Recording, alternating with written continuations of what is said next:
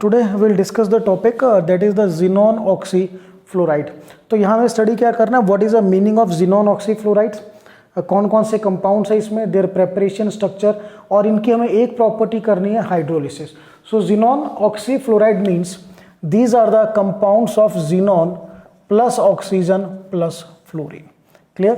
And in this category we have to study three compounds हमें basically study करने हैं. The first compound is XeOF2. Second we have to study XeOF4 और third बेटा study करना है XeO2F2. These three compound we have to study. So पहले बेटा हम इनका स्टडी करेंगे. फर्स्ट ऑफ ऑल हम इनका स्ट्रक्चर स्टडी करते हैं. Structure hybridization this way. तो अगर मैं XeOF2 से स्टार्ट करूं तो XeOF2 में जो इलेक्ट्रॉन पेयर हैं दीज आर 5 इलेक्ट्रॉन पेयर. ठीक है, अब 5 इलेक्ट्रॉन पेयर में जो आपकी ज्योमेट्री आएगी दैट इज ट्राइगोनल बाइपिरामिडल. और अगर इसी 5 इलेक्ट्रॉन पेयर में हमारे पास एक लोन पेयर आ जाता है, one lone pair, then the shape is seesaw. और लोन पेयर अगर 2 आएगा then it is T shape. और बेटा अगर लोन पेयर हमारा 3 आ गए then that shape is linear. तो यहाँ पर हमें फाइंड आउट करने की हमारे लोन पेयर कितने हैं. तो इलेक्ट्रॉन पेयर तो आपके 5 हो गए, ज्योमेट्री ट्राइगोनल बाइपिरामिडल होगी. और अगर इलेक्ट्रॉन पेयर 5 हैं तो जो हाइब्रिडाइजेशन होगी दैट इज sp3d. अब आप लोन पेयर कैसे फाइंड आउट करोगे, देखिए आपको ये काउंट करना है कि बॉन्ड कितने हैं. तो 2 बॉन्ड तो कौन बनाएगा, फ्लोरीन. 1 बॉन्ड बनाएगा ऑक्सीजन अराउंड xenon.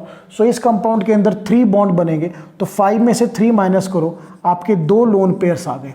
तो 2 लोन पेयर के साथ जो शेप आएगी वो क्या आएगी बेटा, टी शेप. तो टी शेप कैसे ड्रॉ करेंगे, ये xenon, फ्लोरीन, ये बेटा ऑक्सीजन और ये आपके 2 लोन पेयर्स.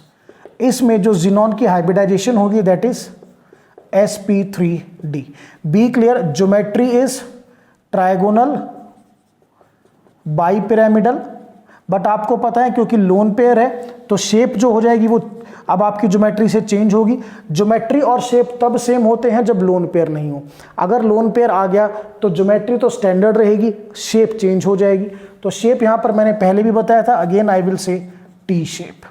सो ये हमारा फर्स्ट एग्जांपल हुआ XeOF2. नाउ पहले हम ये करेंगे बेटा दैट इज एग्जांपल नंबर 3, क्योंकि एग्जांपल नंबर 3 में भी when we calculate the electron pair तो जो आपके इलेक्ट्रॉन पेयर आएंगे वो 5 आएंगे. 5 इलेक्ट्रॉन पेयर का मतलब सेम वही आपका sp3d hybridization. Geometry same, I will write trigonal bipyramidal. But अब हमें काउंट करने हैं लोन पेयर कितने हैं. तो लोन पेयर के लिए देखिए बेटा 2 बॉन्ड तो फ्लोरीन बनाएगा, 2 ऑक्सीजन बनाएगा, यानी 4 बॉन्ड हमारे बने. तो 5 में से 4 माइनस करो, 1 लोन पेयर. तो 1 लोन पेयर के साथ जो ज्योमेट्री है वो आपकी सीसॉ. तो सीसॉ कैसे ड्रॉ करेंगे, this is the xenon, double bond O, this is fluorine, and this is the lone pair. So this we have done the structure, geometry and hybridization of 2 compounds. Now we will deal in the third one, that is XeOF4. तो बेटा XeOF4 में जो electron pair आएंगे वो आपके आएंगे 6 electron pair में जो हाइब्रिडाइजेशन होगी sp3d2. इस हाइब्रिडाइजेशन में जो ज्योमेट्री आती है दैट इज ऑक्टाहेड्रल. और इसमें बेटा अगर एक लोन पेयर आए तो स्क्वायर पिरामिडल, और इसमें 2 लोन पेयर आ जाएं देन स्क्वायर प्लेनर. ठीक है, तो चलिए लोन पेयर काउंट करते हैं. अब लोन पेयर बड़ा सिंपल है, 4 बॉन्ड तो फ्लोरीन बनाएगा, 1 बॉन्ड ऑक्सीजन बनाएगा. तो 6 में से 5 बॉन्ड बनेंगे, 1 बचा आपका लोन पेयर. तो एक लोन पेयर में यहां पर जो आपकी शेप आई है वो शेप है बेटा square pyramidal. So just see how will I draw the square pyramidal. ठीक है, this is xenon,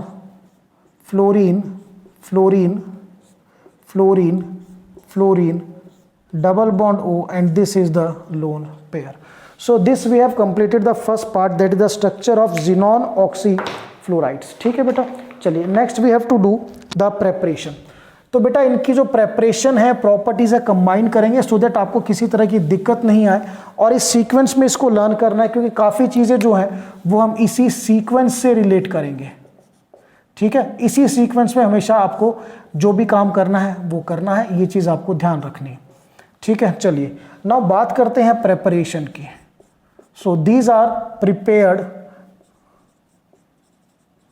bye partial hydrolysis of XeF4 and XeF6। XeF4 और XeF6 की पार्शियल हाइड्रोलिसिस से बनाएंगे। तो XeF4 की जब आप पार्शियल हाइड्रोलिसिस करोगे तो आपको मिलेगा XeOF2, इसी सीरीज का कंपाउंड। जब XeF6 की पार्शियल हाइड्रोलिसिस करेंगे सो बेटा हमें मिलेगा XeOF4 और XeO2F2। सो ये काफ़ी इंपॉर्टेंट इंफॉर्मेशन मिली है कि ये मेरे को मिलेगा XeF4 की पार्शियल हाइड्रोलिसिस से और ये दो मेरे को मिलेंगे XeF6 की पार्शियल हाइड्रोलिसिस से। सो तीनों रिएक्शंस हम स्टडी करेंगे। फर्स्ट मैं लिखूंगा XeF4, second I will right XeF6 2 times. तो पार्शियल हाइड्रोलिसिस के लिए हम इसमें वाटर ऐड करेंगे, सभी में ऐड करना है वाटर। तो ठीक है, यहां पर जो टेम्परेचर है -80 डिग्री सेल्सियस। क्लियर। तो एक चीज़ और ध्यान करनी है, सबसे इंपॉर्टेंट मैं क्लियर करूं, हम ना कभी इनऑर्गेनिक रिएक्शन को ना बैलेंसिंग के साथ लर्न ना करें, दैट विल बी बेटर। हमें मेन फोकस करना है what are the reactant, what are the product.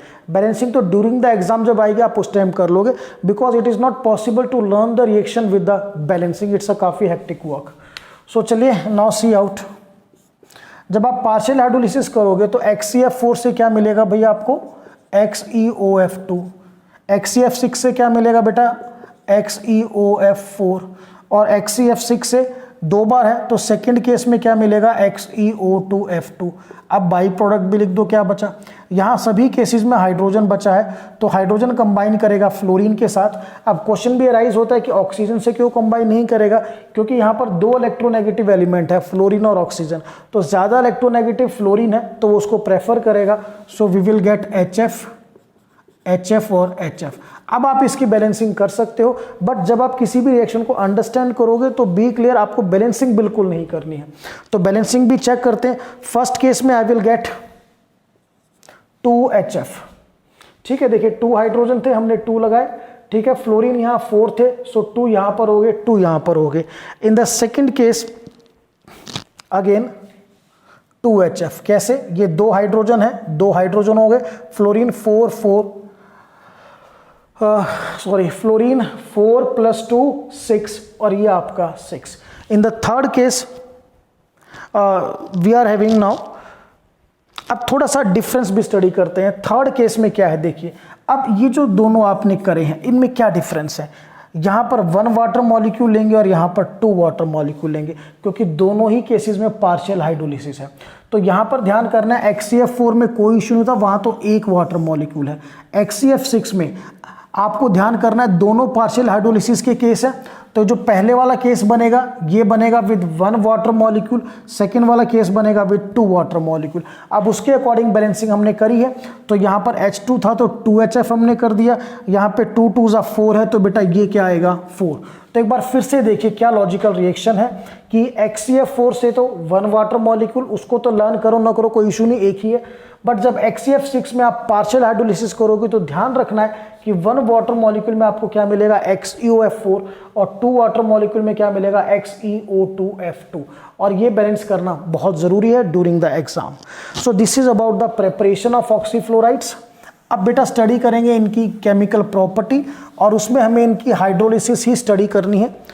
So hydrolysis of xenon ऑक्सीफ्लोराइड्स। अब इसको भी पहले लर्न करते हैं, एक मेथड होता है। तो जो पहला XeOF2 है इसका हाइड्रोलिसिस नहीं करना। जब आप XeOF4 का हाइड्रोलिसिस करोगे तो इससे जो नेक्स्ट कंपाउंड है वो क्या है आपका XeO2F2, यानी इसके हाइड्रोलिसिस पर आपको क्या मिला XeOF4 के हाइड्रोलिसिस पर XeO2F2।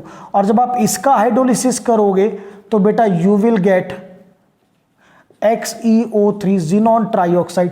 चीज़ों को डायरेक्टली लर्न करना सीखो सो दैट पेपर में काफ़ी आपको दिक्कत ना आए। सो सीधी रिएक्शन लिखते हैं बेटा, XeOF4 plus water, secondly XeO2F2 plus water.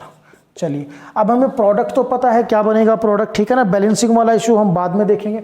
तो XeOF4 से नेक्स्ट कंपाउंड क्या है, XeO2F2, सो ये बना बेटा XeO2F2, और XeO2F2 के हाइड्रोलिसिस से क्या मिलेगा, XeO3।